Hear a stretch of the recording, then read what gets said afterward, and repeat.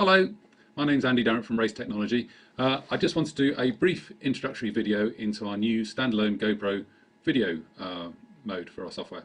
So you may be aware of our company already. We've been going for about 15 years and we supply data loggers and dashboards and very high accuracy GPS equipment to racers, also industrial users, and also for the road safety market.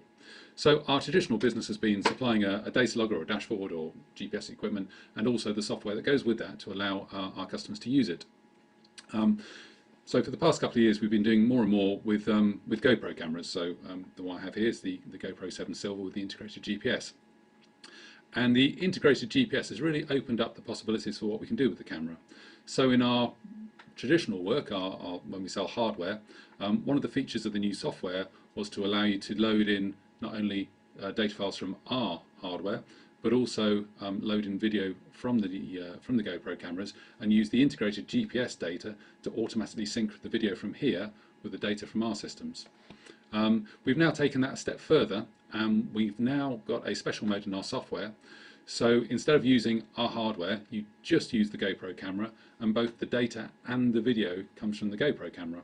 So the video is loaded, our system extracts the embedded GPS data and the embedded accelerometer data, and all that data is usable from within our software. So the big advantage of that is that you get to use the small, robust and relatively low cost GoPro camera, but you get all the advantages and all the power and flexibility of our professional data analysis software. Now, this isn't needed for lots of applications, and many users will be very happy to use the free software from GoPro Studio and so on. But if you do want to do any more detailed data analysis, so for example for racing or professional sports, so professional cycling, motorcycling, skiing, lots of others, then there's a lot of extra utility and a lot of extra power you'll get from using our software. So that's enough talk. I'll show you how to install our software. So I should say this is version 10 software which I'm demonstrating, which is our latest iteration of our software. It's just in the process of being released now, so this video was made in July 2019. It's available. It's free to download and install on your computer, and you can try it out, see whether it's for you. If you do choose to use it, there's a nag screen effectively that will keep popping up until it's registered. If you choose to register it, then there is a small charge, and then you can continue to use the software for free.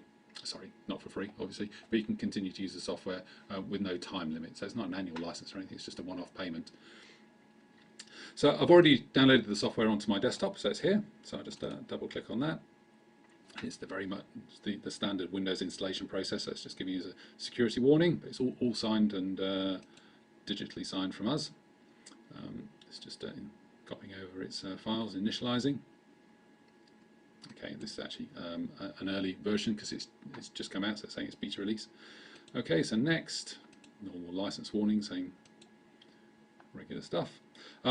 So our software uses a swap file. That's where all the data is kept on your hard drive. So in this case, I'll set it to 6 hours, which is enough. So that's the maximum amount of data which you can load at any one time. 6 hours is enough for most applications. I'll say OK. OK, so this is the more interesting part. So there's 4 modes which you can install our software. So the first 3 modes refer to the more typical case where you're using our hardware and you want our software to go alongside it. So if you're using one of our race products, it's the top option. If you're using one of our professional high accuracy GPS systems, which the automotive industry uses for their testing, it's the second option. Road safety applications is the third option, but the one I want to talk about today is using our software with a standalone GoPro. So none of our hardware involved at all, it's just your standard GoPro camera and our software. So that's the fourth option. So I select that one and next. Now it's asking us what sort of units we prefer. So if you're in America, mostly imperial units are used. If you're in mainland Europe, it's mostly metric that's used. In the UK, we've got some crazy mix of the two. So in this case, I'll go for metric units. Okay, you can change that after installation if required. And yeah, just click on install, and it's doing its standard Windows things. Just takes a couple of seconds to copy all the files over.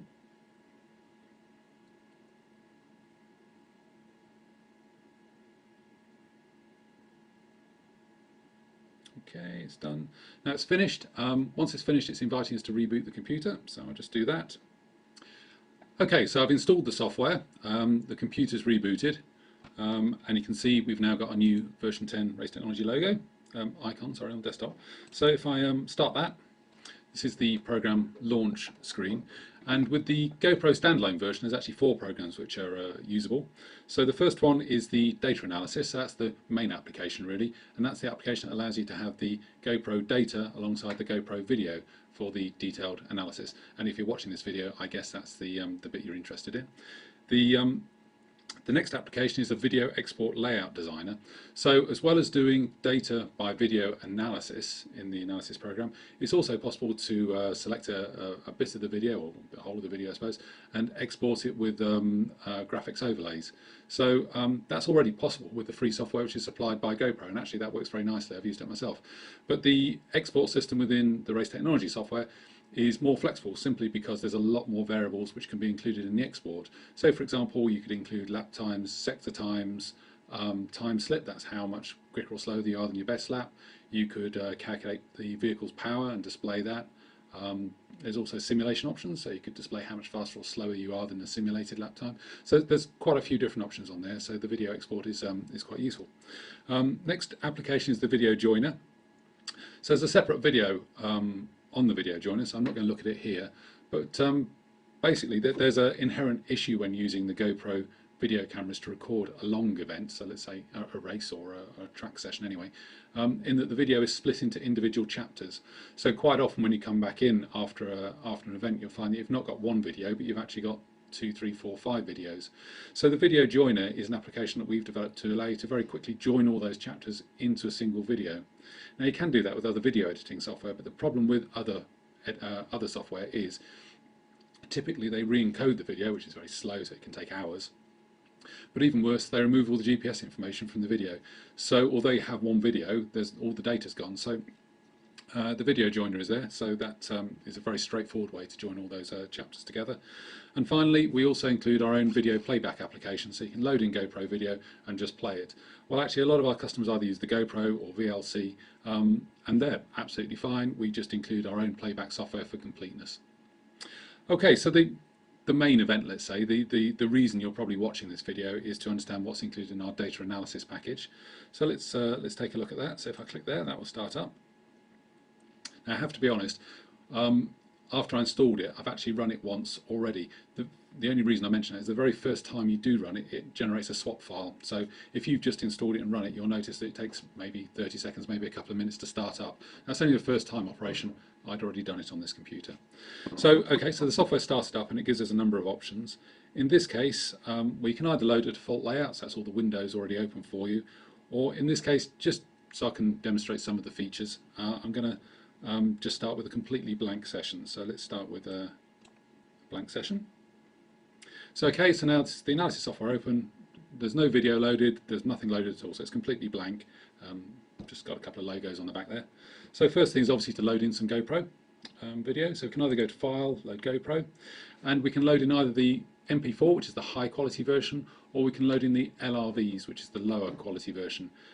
Depends on the application. For most analysis work, I typically use LRVs. They're still very high quality. They're absolutely fantastic for analysis. But because the files are much smaller, the software operates a bit more quickly. You can scroll through the video more quickly. And most importantly, it's much quicker to get the video off the cards just because the files are so much smaller. So anyway, so let's click on Load GoPro. Now, I could load the video straight off the SD card from the GoPro. In this case, I've got some example ones which have been sent in by customers. I've just got them on my desktop here, so I'll just load up one of those. So there's a number of examples in here. Let's go for this one. That one looks fine. So what it's doing now is, so it's just loading the GoPro video. It's identified that it contains GPS data. It's stripped out that GPS data, it's processed it and converted it into useful numbers, let's say, and it's also got the video there as well. So at the moment there's still nothing on the screen, but now it's loaded in the GoPro video and all the data. That's all available for us to look at in the software. So, well, a sensible place to start is probably a track map. So we can either click on this one here, which is track map, or we can go to results, track map. There we are. So that's that's from the GPS data, which is now plotted. And if you know your race circuits, you'll probably recognise that as Donington, which is our local race circuit. We do a lot of testing down there. So there's no laps or anything. It's just raw track map at the moment. So quite a nice option is we're able to load in a Google Maps overlay. So if we click on download map as a background, close that. Okay, so it's got Google Maps in the background, and you can do all the sort of stuff you could probably expect. So you can zoom in and out, so you can see the lines around the track. You can zoom back out, go back out to the whole view and so on. So I'll just move that there. Oops. Okay, so that's the track map. Now if you're doing track racing, well, probably the first thing you're going to look at is lap times. So we can either click on the checkered flag here, or again we can go to results, lap and sector times. Now at the moment you can see it just says lap 1, 17 minutes. Well, it's not really a 17-minute lap. That would be very slow for Donington. The reason it's saying that is we've not actually split it into laps at the moment. Now there's a couple of different ways we can do that. I could go click on here, add track marker, and I could add a marker manually. Or the straightforward option is I can go to automatically add a lap marker, select that one. Now our software has a database of different tracks built into it. In this case it's automatically identified it as Donington. So I say OK. So it's added a track marker, using my finger there on the screen so you can't see. So you can see the track marker has been added there, which is the start end point for the Donington circuit. And the software is saying, would you also like to automatically add sectors now? So just for this example, I'll say no. Normally you'd actually say yes, but in this case let's just go for a no, just so we can look at the data a bit more. Now you can see on the lap and sector time windows we've now got real lap time. So we've got a fast, the best lap time is 1:24.72, and that's marked with an F for fastest, and we've got a total of 6 laps. I think this is actually just a track day test session. So let's, as a next step, let's look at some graphed data. So there's a number of graphing options, but for this example, let's just take a quick look at quick graph. So I can either click here or I can go to the menu. So let's click here just for a change. And I'll expand that to be a sensible size. And let's pick a couple of laps. So let's click on the fastest one. And normally, when you're doing this sort of race analysis, you're normally comparing your best lap with another lap to see why you were slower. So let's just pick a couple. So I'll pick the fastest one, and I'll pick the one before. So it's about 0.4 of a second different. Pretty close. So, and on the graphs, I've selected to display longitudinal acceleration. So that's how fast we're accelerating, or the braking force. So acceleration is kind of the same as grip, and that's taken from the accelerometer data, which is inside the GoPro. I can also display lateral acceleration, so that's the cornering grip. So you can see it going positive and negative around the left and right hand bends. And so, okay, so we've picked 2 laps. The white one is our fastest lap, the red one is the one that was 0.4 of a second off that pace. And so typically you then look through the race data to see where the differences occurred. And just, I mean, there's lots of tools, I should say, to allow you to investigate that in detail. Just looking at this data straight away, I can see that the speed in that corner was slightly lower. That looks like the biggest variation between the 2 laps. So okay, so we've got a track map on there. We've divided it into lap and sectors, sorry, got it up into laps, and we're looking at some basic data. So, but that is just the data, that's just the GPS accelerometer data. I assume since using a GoPro, you're very interested in the video. So let's open some video windows. So I'll just budge stuff up a little bit just to give us a bit more room, like this. So the video window is this one here, so video views, or again we can go to the results one, video camera views. So we can place that anywhere on the screen, just like the other forms. So let's just drag that down like that. So let's just start with one. Let's just start with the fastest lap. So I click on a point on the graph and you can see us moving through. And I don't know how well the video capture software works, but hopefully you can see between me clicking on the screen and an update in the video, it's almost instant. So we spent a lot of time and a lot of energy optimizing the, I suppose you'd call it video handling. So it's not just a case of displaying the video, it's making sure it's really snappy. So it makes for a really useful analysis session. If it's slow and ponderous, it takes ages to handle it, well, you know, you just lose interest. So it operates very nicely. Hopefully that does come across in the video capture. So that's for one lap. So if we select 2 laps, now if we click on here, we've got white and red corresponding to the white and red graphs, and the white and red in the lap and sector times window, or we can select 2, 3, you can select 4 if you want to. So quite often customers say to us, well, how many can you compare? There's some sort of metric for how good the software is. Well, the answer is you can compare 5. We do limit it to 5. In actual fact, it's very rarely a useful thing. I've been doing this for years. What you nearly always end up doing, as I say, you're pretty much always comparing your best lap with another lap. So it's normally you end up with 2. Occasionally it's useful to have 3, but normally 2. So okay, so now we've got track map, we've got some lap times. So if I add on some more markers here, so add on one there, and we can add one. Oops, that was not very straight, so let's add one over there.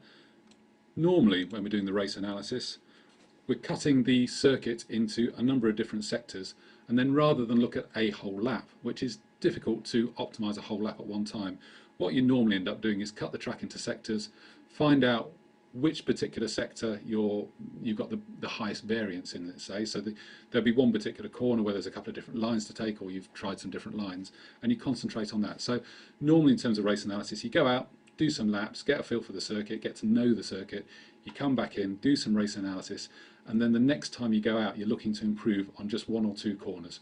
Now, it might be possible I'm just rubbish, and actually most people go out and they try and improve the whole lap. For me, it's normally one or two areas of the circuit which you're trying to improve on. So I've added some extra sectors. I've not gone around the whole circuit, but now you can see we can also just click on individual sectors rather than whole laps. So that's a really quick introduction to the analysis software. There's a lot more to it than that. That's mostly where you start.